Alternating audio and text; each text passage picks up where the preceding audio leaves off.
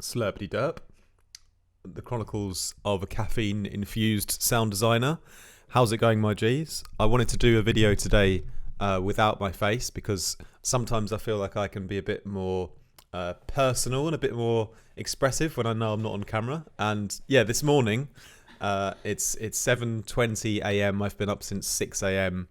I've just been to the shop, it's just opened, so I managed to get some milk for my coffee, which is very important. But today, firstly, I want to just say a massive thank you to you guys because I've released a new song called Helpless, and I've released it independently again. And I love releasing music independently because I really want to sort of, narrow the gap between, artist and listener. And I feel like labels are very, very important still in the industry, but I feel like I just want to release my music when I want to and not on someone else's schedule. So that's the problem, because then, I have to do all of the work, and it's difficult to get as much exposure, but for me it's worth it. And it's you guys, literally all of you guys on YouTube, all of you guys on Discord as well, that make it possible for me to actually get a little bit of exposure, because you guys are sharing and supporting. So I wanted to say a massive thank you to all of you guys, and especially to all my G's in Discord. I'm gonna do some shout outs: Mark, Ian, Simon, Peter, who just joined, Daz, Digi, Kerry, Ride, Callie, Rekiv, Corax, Carl. There's the list goes on, but at the moment I feel like my core kind of community and squad is like the tightest that's ever been before since I started. So yeah, it's really inspiring to have you guys around, and I can really feel the sort of team spirit in our group. We're all about, it's more than just about producing music. It's about encouraging each other and keeping each other inspired and just being positive. So that's really amazing. So thank you guys for that. Anyway, I've done a little free preset today, which is called the Kill Snare, and it's a phase plant snare, and I'm going to walk you through it. Let's have a little listen to my loop. I've just added in like a random little bass line that I made in phase plant as well. Got some free presets on the Fire Team tier in Discord for phase plant at the moment. And but this one I'll do as a free one on YouTube, because I want to say thanks to all of you subscribers on here as well. Even if you're not on Discord, it's cool. So yeah, let's have a little listen here. The Parables of Phase Plant.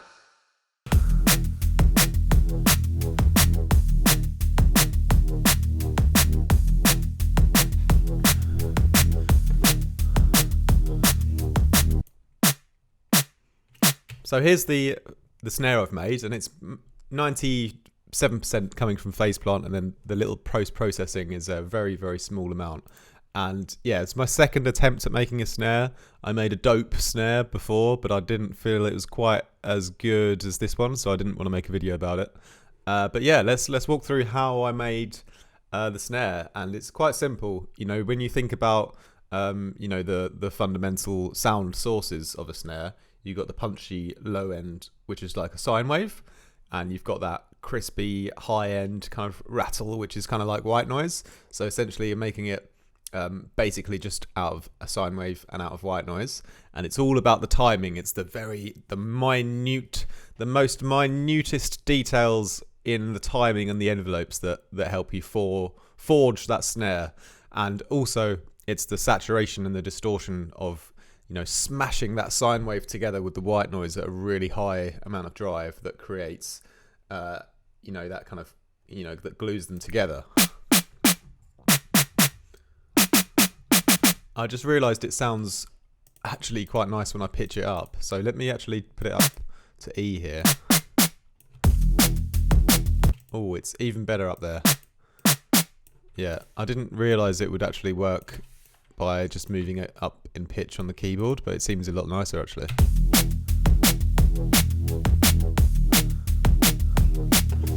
Yeah, that's even more dope. So play an E, not a C. I think it's even better there. So yeah, let's have a little look at what I've got going on. I've set up some macros for you guys, so you can adjust it here. So I'll show you what they do. So I've got the tightness of the snare.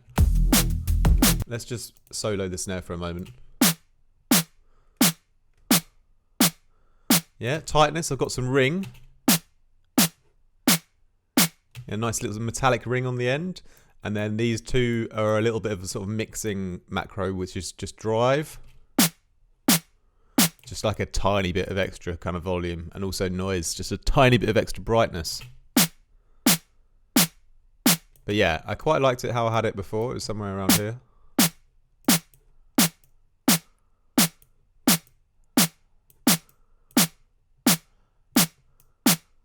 Yeah, something around that.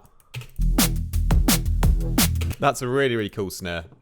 Maybe one extra layer afterwards in the audio would make it perfect, but it's pretty good so far. I could definitely use this in a completed track without doing anything else, no problem. If I found out everything to complement it well. So yeah, let's talk about how I designed it then. Listen. So as you can see, there's 3 LFOs, and they're moving quite rapidly. And yeah, it's essentially one is for the volume, one is for the pitch of the sine wave, and then one is for the white noise. And you can see the white noise one has a little bit of a double peak, and that gives it a bit more of a splashy feel. So, you know, a sine wave is just this kind of one main hit and one transient. And the white noise, it actually comes in a little bit later. Then it has a little double flutter and then goes back down. And yeah, when you draw all of these curves in, is, you know, the tiniest little changes in the speed will affect the tone and the overall snare like dramatically. So, you know, by me designing the snare, I've gone in on each little point, you know, numerous times to get the right sort of balance, and I've just tweaked it and used my ears and you know, discovered how it's changed the tone when I've changed the timing of the LFOs every time. So, you know, I've drawn that you know, with these little points, which are really important. And then again on this one here, this is like the pitching down one. You know, this, you can see it's tracked here to the pitch of the sine wave. So all it is, you know, it's kept at 0, and then I've pitched it up a sort of like 12 semitones, I believe. And then, you know, it's coming down really, really quickly. And then these little points are like really, really important, you know, exactly where they are. And it doesn't, there's not like one formula, but what I'm saying is, you know, by shaping the envelope, you can change the sound like dramatically, you know, how the snare is going to end up. So yeah, it's just worth playing around with a number of different points, because, you know, as the time progresses, you know, each little section between the points, you know, those little moments in between each point, in those moments you can change the tone of the actual sound. So that's quite important. And yeah, the third part, which is the white noise, you can see here, it's important we leave a little gap, so, you know, we get that like snare punch, and then the white noise rattle kind of happens just afterwards. So that's why it sort of ramps up a little bit here, and then it has this sort of up and down fluttering kind of shape. So this is tracked just to the level of the noise here. And yeah, you can see I've sort of filtered the noise as well, so I've taken out a bit of low end from it.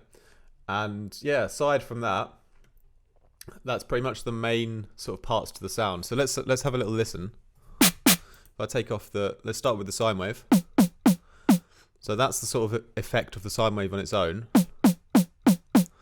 And you can see here, you know, how I've designed the LFOs. You can also change the overall speed then. So sort of once I've drawn in the shape, you know, if I'm quite happy with the shape, I can still actually change the whole speed, the speed of the whole thing, and just on the actual speed mode here. So on both of them, on all of them actually, I've tracked them to the macro. So this is the sort of tightness. So that's going to change like the overall speed of the envelopes. So yeah, nice and quick. And if I take off my main distortion, you know, you can hear how much I'm distorting the sound. So it's driven up. I've just changed it. It's sort of 15 dB or so. And when we add the white noise in with it, you know, it gels it together. It's like they're sort of, you know, really working together, you know, because the white noise on its own, sine wave on its own, together, without distortion.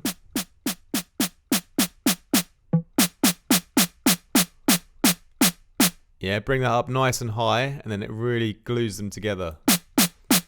And if you take a little look at my my sort of white noise, how I designed the shape. You know, if I were to change this here,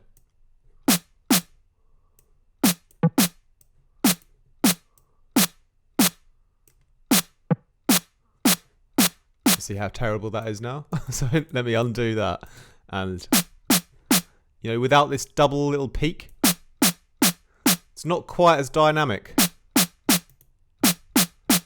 Right there, I get kind of give that little gap sort of lets the punchiness of the sine wave through a little bit more. So like I said, it's so sort of precise how you design it with the timing. But it's very simple. There's only three things to note, which is there's a sine wave with a volume and a pitch automation, and there's a white noise with a volume automation. So there's really only three main modulations happening, but within those simple three modulations, the exact speed and timing and shape of the LFO is literally what's important, you know? So the white noise is a little bit stereoed. And yeah, I think there's one more little modulation Effects. which I've got a little bit of movement on the filters. So it kind of just brings a little bit of extra life into the snare when I kind of filter it a little bit. So this one here, this one takes out the low end and it removes some of that like real low like kind of rumble that was in the snare, in the sine wave. You know, because I don't need that real subbiness to the snare. It's just, you know, taking out the sub part here. And then the other parts of the effects that are important are transient shaper. You know, I kind of used like 2 here and then 1 in the post-processing. And I don't really need to boost the attack of the snare because like the attack of the snare is the most important part, and it should be sort of designed, you know, with the pitch and the envelopes mostly. And then so I'm just taking down the sustain to shorten it here. So just makes it a lot snappier, you know. Just getting that more of a realistic shape of the sort of dynamic of the snare. Again, I've got like a tiny bit of EQing just to take out the low end because there's still a bit of rumble down there. And then again, like a little bit of transient shaping. And then my last little distortion here is sort of an it's sort of a addition on the macro, so you can sort of drive it up a bit more if you need to. And then again, another tiny little EQ to again take out some of that low end rumble. And that's not really, you know, too complicated with the effects. But yeah, what I will say is that it was very, very important to drive everything together. I like the saturate mode for this one. It was pretty nice. And also with the non-linear filter here, it added a little bit of extra character, but most importantly took out that low rumble and made it a bit snappier, you know. So yeah, really, really nice at that point. And I thought I'd add in an extra sample, and this was one from my sample pack, Neurofunk Toolbox. Is the Resident Clap, and if I turn it up, it's got this sort of ringing harmonic to it that fits nicely with a snare. So any cool like snare sample that's realistic would be great here. But this one was just quite nice for me. I filtered out a bit of low end, and I've basically just tracked it to the level on the macro here and called it ring. So you can really hear the ring a bit more when I turn it up here. If I was to take up the decay a bit, you know, it's a bit long though for me there. So yeah, you can add a little sort of ringing harmonic to the snare, and yeah, that's basically the patch. Processing. Pretty nice and straightforward. And then yeah, just to really tidy it up, the extra sort of final 3%. Again, I've done one last final low cut, you know, because this sort of subby rumbly area down here, not really necessary. The snare's sort of, you know, fundamental is around 200 or so, so anything below that. I don't want to cut off all the way, you know, if I start to get too close to the fundamental, you know, then even here, you know, I'm going to lose some of that punch already. So I'm leaving a bit of space, you know, before the fundamental. You know, so I'm not quite taking any of the fundamental out there really. And then yeah, like again, tiny bit of shaping with the sustain down a little bit more. Again, I'm not really ever boosting the attack. It's just taking the sustain down.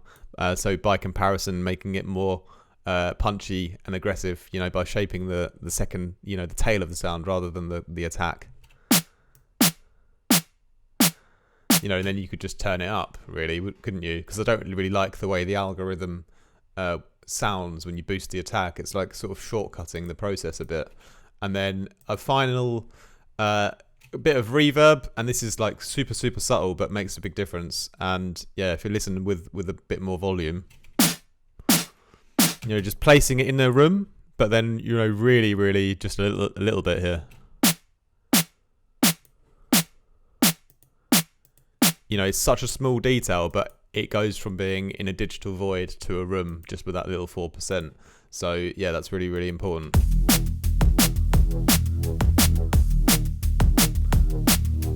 So that's the kill snare. I hope you guys like that. You can download it via the description down below. And yeah, just one last time, massive thanks to all of you guys for all of your support. I'll be back with some more videos later this week. Maybe do a live stream. Not sure yet. Oh, we're doing a live stream on Friday for the Patreon Elite Squad. We're having a feedback session. So I'll definitely be on Friday. You can listen to what the guys have been up to. And yeah, thanks a lot for watching. And I've been your friendly host, Artifact. Well, maybe friendly, maybe not. That's up to you to decide. Anyway, have a great start to your week. Peace.